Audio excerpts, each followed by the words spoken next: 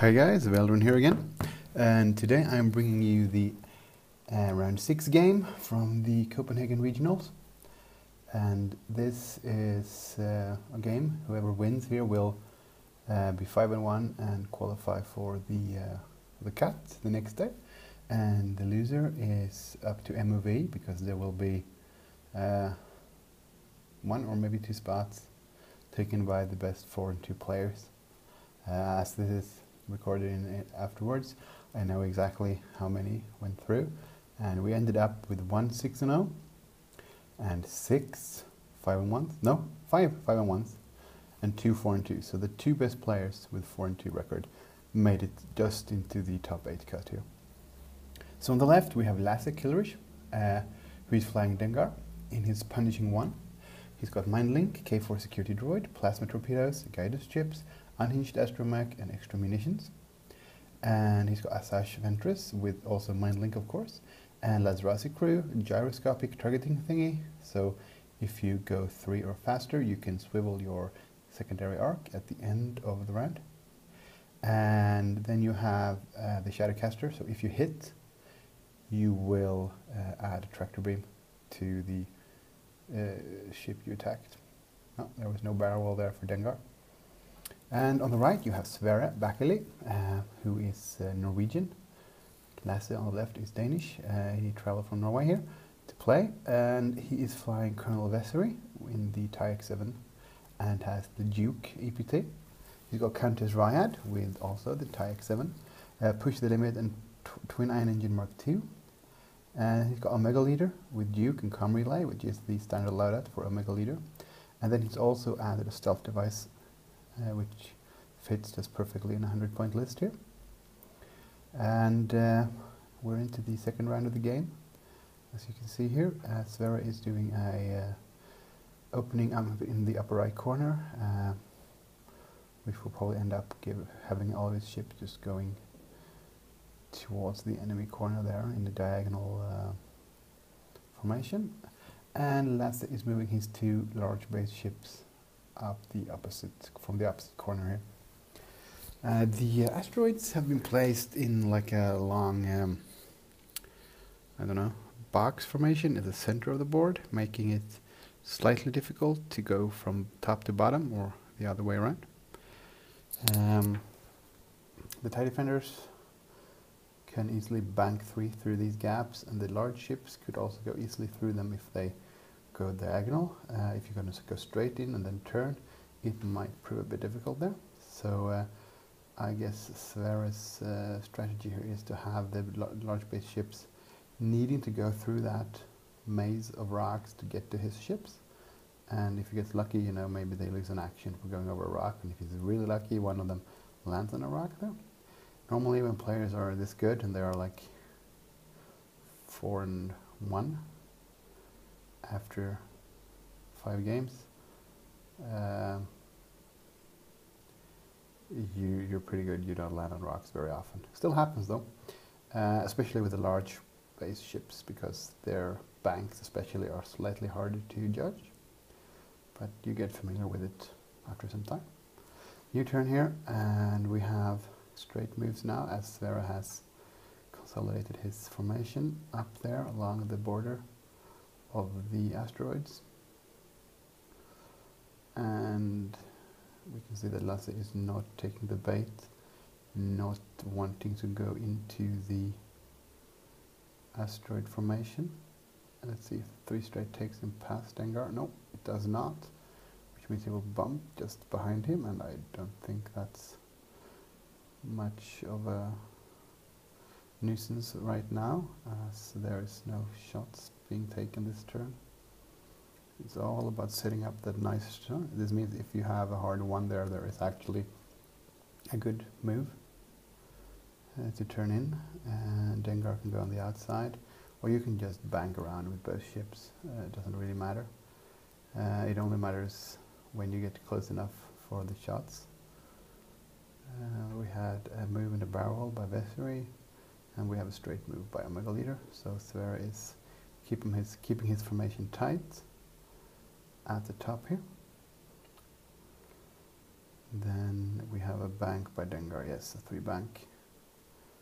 The important part here is to remember the unhinged on Dengar means he can go, all his 3s are green, so if he ends up looping the right way, so to speak, or the wrong way, haha, you know, so he gets the stress, or if he K-turns, he can come out anyway, using the unhinged astromech.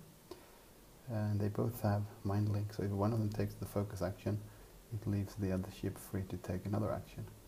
And with K4 security droid on Dengar, that means he could barrel, still have the target lock from this droid, and get a focus from when Asajj takes the focus action.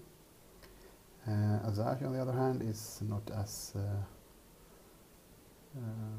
well prepared when it comes to the action side. She needs to take a focus action every time except when he knows Dengar has the option to take the focus action.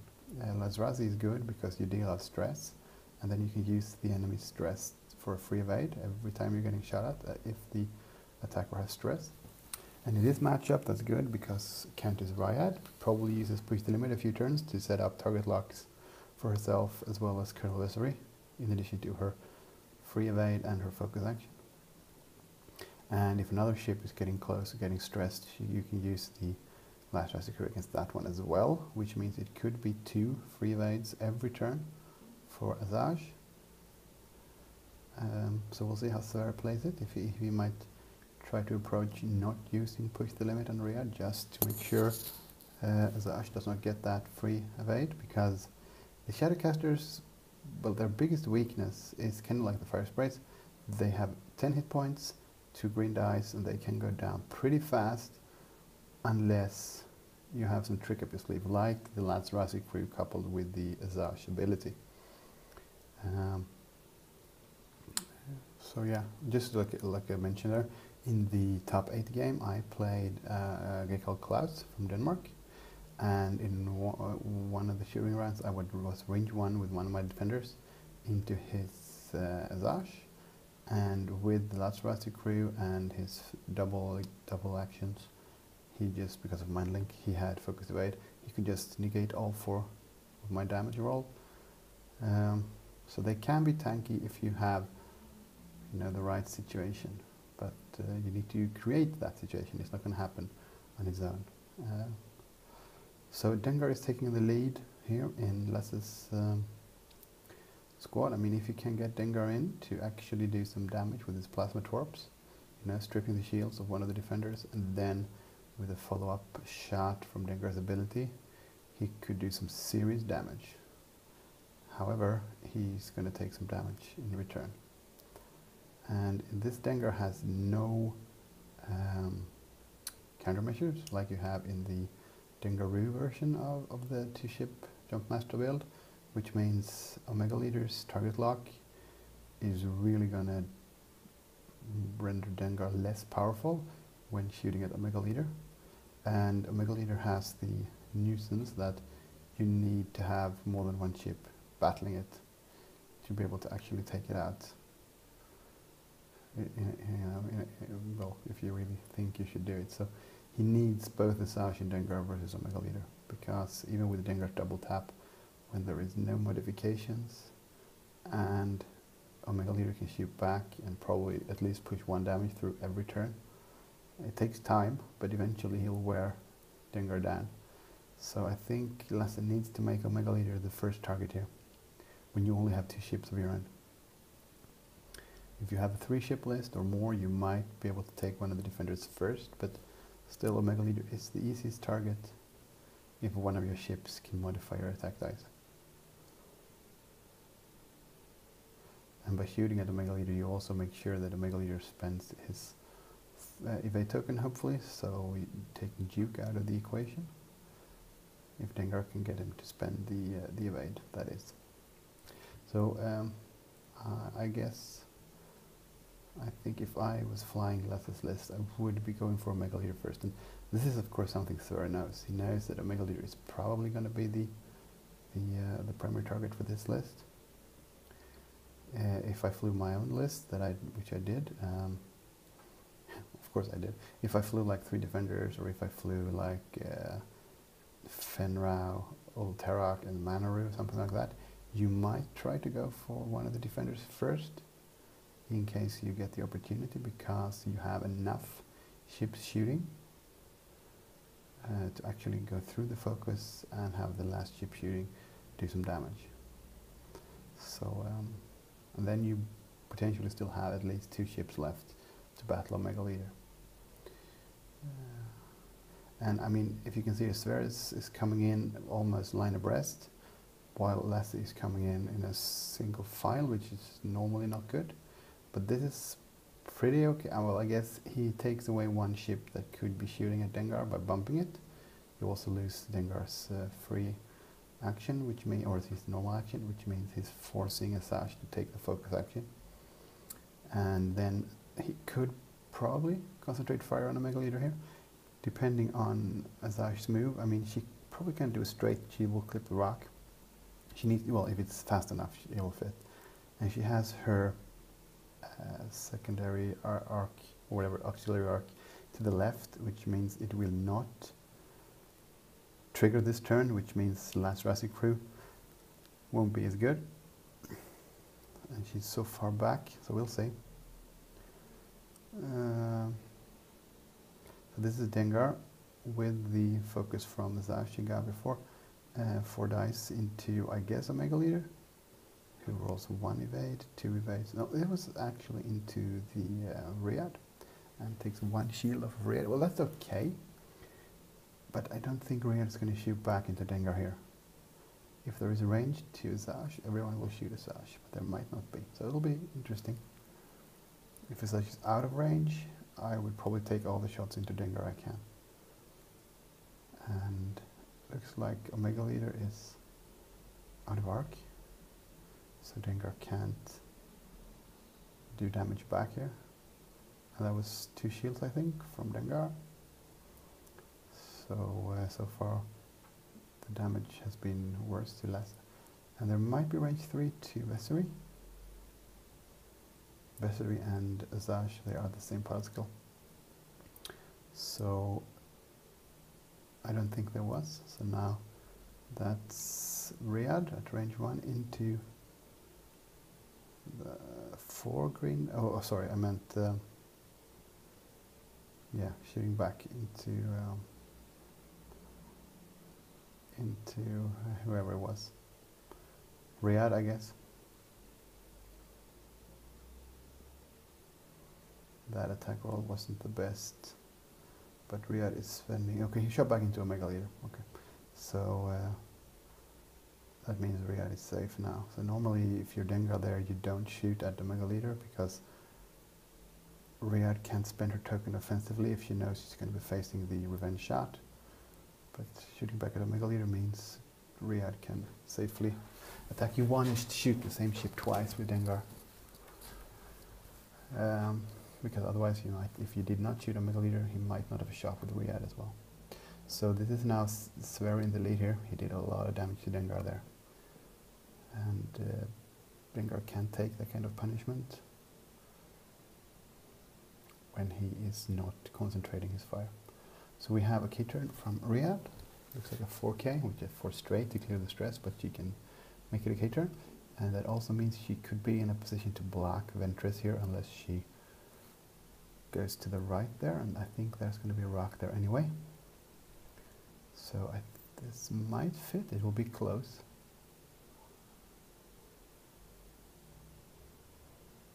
Oops, you bumped the other rock, but we'll see if she fits. Looks like it worked. They're like, yeah, absolutely next to each other. I don't think Riyadh has arc on Asajj, but Asajj will stress out Riyadh there. So then we have Vessery, who is probably hard turning somewhere.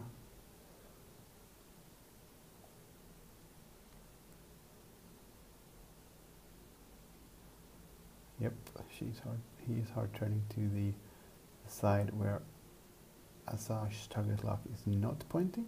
So in theory, I guess a barrel roll here could take him out of arc. I don't know if he cares. He might just yeah, I think he does, because he doesn't want to risk the Shadowcaster triggering. but it looks like he just tokened up. Well, I assume, or maybe he assumes that Lassie is going to target any one of the other ships, because those are the ones he has been shooting at so far. And then, do we have a 2 sloop to the right, or do we just go straight? Oh, there was the 2 sloop to the right, keeping his arc on Dengar, because if Dengar sloops as well, Dengar will not have arc on a Megaleader. But a Megaleader could end up being double stressed here from Asajj. And Dengar does have the option to barrel roll here, of course, to get closer to a Megaleader, but he decided to use the K4 on Riyadh. I think he should be... Oh, he stayed there he was, and just... Okay, there wasn't the K4, it was his normal target lock action, of course, because the sloop isn't grey, fortunately. So 3 hits into Riyadh, and that's easily evaded.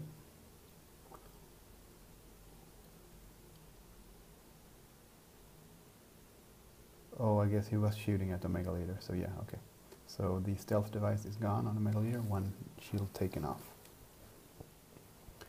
And so he took the target lock for the payback shot. I don't like it that he's splitting his fire here when you only have Dengar and one other ship shooting, but it might work, we'll see.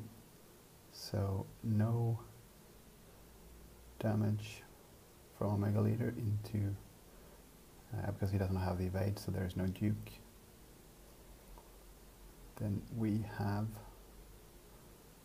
Asajj, I guess. So I guess he should keep shooting at a Megaleader, otherwise, I mean, Riyadh is still tokened up, which means she could be shooting Dengar anyway. Yeah, he's targeting our Megaleader. And let's see if we can get any damage here. Looks like 1 hit, 1 crit. And maybe 1, let's see. Yeah, so it was no crit, it was just 2 normal hits and 1 went through. And then we have Riyadh into Dengar, I guess, because Dengar is, I think he's down to 4 hull. Reach 2. And with the tokens, it's 3 hits. The question is, of course, do you want to use your focus token here? That he did, and 2 damage. Cards dealt here. So I think that's 2 health left on Dengar, who is now shooting his plasma torp. Could be worth it, depends on the result, of course. Let's see. So that looks like 4 solid hits. And if just 1 goes through, 2 shields go down. So 1, 2, 3. So 2 shields.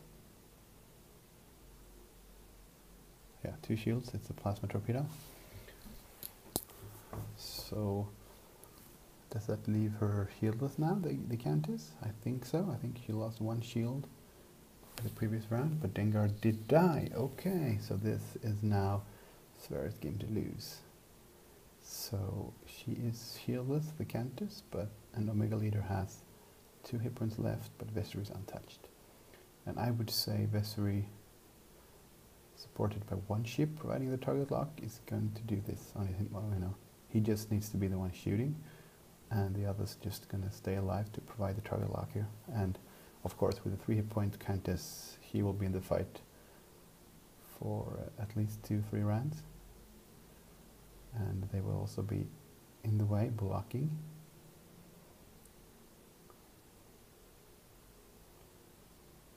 Let's see, he just bumped into Riyadh there. We're going to have a 4K from the Colonel. No, he's taking the long way around. There is no rush now when you kill Dengar. And then, let's see, a 2 straight would be the best. Bump into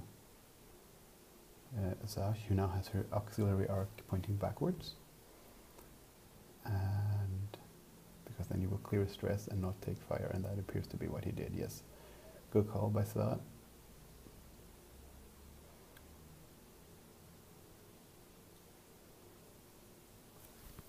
So the only shooting we have is Ray 3 from Zash into the Colonel, and her ability won't trigger because there is no enemy in range 1 and 2 of her auxiliary arc.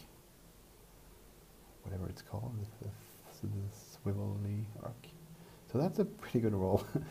Anyway, oh, which dice were his? I think it was 1 blank and 1 evade.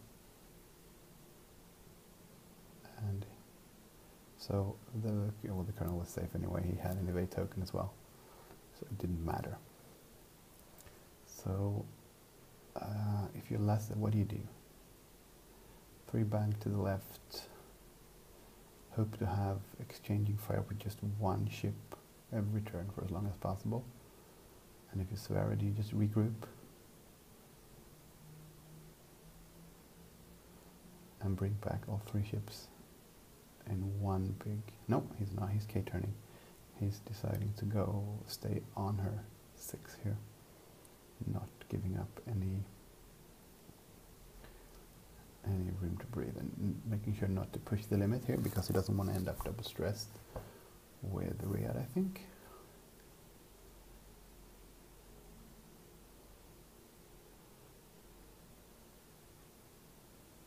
He could be barrel rolling to the left to make sure he's not in the rear arc. And of course, Sash can swivel the thing with her action, so it might not be. Okay, so here is the hard 3, which means if you had barrel rolled, you would have had the stress because he would have probably swiveled it, because that stress triggers Lazarus as well to give you 1 evade for free. And looks like he did swivel it, yes. Which of course is the drawback to the Lancer class pursuit craft. You know, the way turrets should have been. Instead of just a 360, it would have been a more skill-based game back in the day when Fat Hand ran Rampage. Because it costs you an action. Or you just had to fly very well. I mean, normally these Lancers, they just go round on the outside, keeping the arc toward the inside, or if you're Ketsu, you have it on the front to trigger your ability. Sorry. So I don't know, but it's a nice game mechanic that you actually have to have an arc. And story-wise or thematic-wise, it's because there's just 1 pilot remotely controlling the gun that can swivel around. It's not a separate gunner like on the Falcon or the Decimator or on the Outrider. So it makes thematic sense. Looks like 2 hits into Riyadh. Who easily, I mean, he's just 1 ship shooting at a tokened up defender. It's never going to do any damage. And well, you can not never, but you know, it's got once in every 7th attack roll you'll get damage through, and then you have 3 hits back. And you have the Lats Rossi crew. Let's see if he remembers Lats. Looks like he didn't, because he's not removing the stress. And he decides to go swivel the targeting thingy to the back due to the quick maneuver and gyroscopic targeting modification. Now we have another K-turn here from the Countess, setting up her next attack run.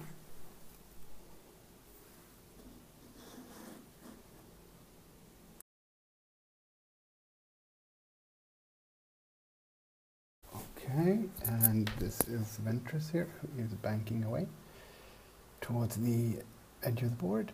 She has her arc pointing backwards. So if nothing strange happens here, she's not going to be taking any damage this turn. So she decides to target lock the Countess. Then we have a quick move here. No, he's going to be on the rock. And just when I said in the beginning that these guys are too good to do this, of course, there's one. It's not the end of the world. He didn't take any damage. We'll go over it next turn though. He's got the evade, and I think he might be a range 3 through a rock, but Sverre has the advantage here that it doesn't really matter. He might as well just say, okay, I'm going to do that anyway because it's the best move in the long run here, because I don't see him not killing Ventress. So 2 and 3 is the target lock into Riyadh, and enough symbols to survive without taking any damage. Story of the defenders here, when you keep shooting at them when they're tokened up, is hardly doing any damage unless you roll 4 dice and you get all hits. Okay, so the chase continues. 3 hard from Riyadh.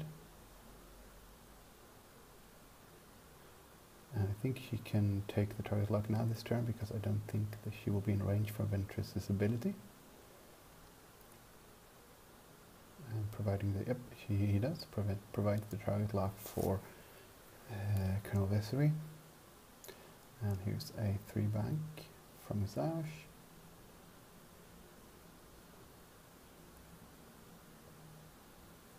And Vessery is probably banking 3 again here. Rolling for the, again, no damage from the rock. And here's another 3 bank. Setting up a nice attack run to catch Zash in the corner here. So I can't really come up with a plan that will save Lasse, except like just screwing the edge of the board, trying to do some damage here and there, and trying not to take any back, and just trusting the dice, which of course versus defenders and Omega Leader is a lost cause in 99 out of 100 games. You really need more than 1 ship to push damage through on these enemy ships here. So range 3 on from the Colonel here. There is no shot from Ventress because she has her gun pointed to the back. And target lock, I guess. So focus, no focus there because he ran over rock. So 2. And I think he lost his at least 1 shield there. And he's going to use the gyroscopic targeting to swivel the gun to the left, because now he's in a position to just go around the board here. And of course the defenders know this, so they can just chase from one end and then cut her off from the middle here with Vessery, and Omega Leader could even hard turn and barrel back to cut her off at the board edge to the right here on Sverre's side. And he decides to do nothing because he should still have the target lock from last turn, because Riyadh did not shoot. And here's the hard 3 from Ventress, taking her out of arc from the Countess, but the Colonel will still have a shot. He's probably banking 3 here again. And the thing is, 1-on-1 versus the defenders will come out on top, because they will push damage through, especially, I mean, even if he get the free evade from Lasrasi, 1 damage still has potential of getting through. So you just tokens up, and then you have a Mega Leader here, who is doing, let's see if he's trying to choose, he or she, I don't know what a Mega Leader is, trying to catch up, 3 bank, setting up for a 3 bank next turn as well. And Asash's ability triggers on in range 1 and 2 on the Colonel there, and I think she shoots first because Lasse has initiative. So range 1, 2 damage, no 1 in the focus, and she decides, and only an eye or only 1, but that's enough to evade 2. And then we have a target locked shot coming back here from the Colonel, and this might be range 1 as well, and 3 eyes, spending the target lock, and 3. So that's at least 1 blank, so even with Lat's crew, damage will go through. She removes the stress, and I don't know how much damage, but I think we're into hull on Azash by now. So new turn.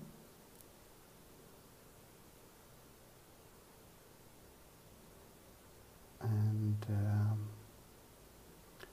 the question is now, of course, you could slow play here and hope you bump Vessery. Always thinking about swiveling the arc. If you swivel it back, you telegraph that you have to go fast. Well, no you don't, because you might try to catch Riyadh in the rear as well, so yeah, or from the rear. So there's a 3 hard from Riyadh, tokening up,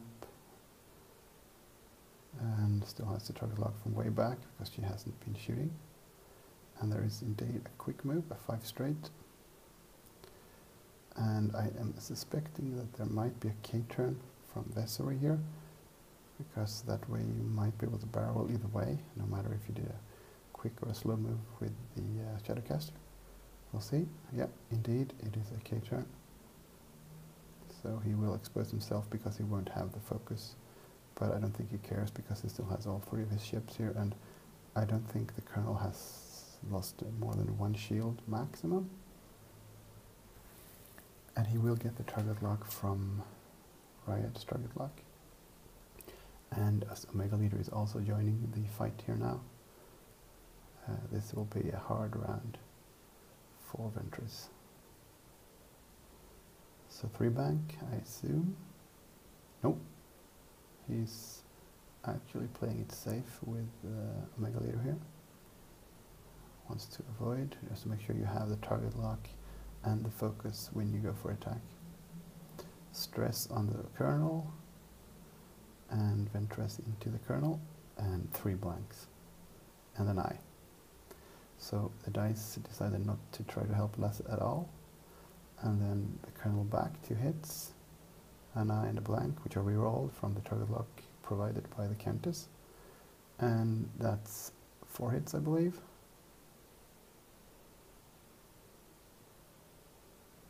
So at least 2, maybe 3 here, I think, because he's got Duke as well.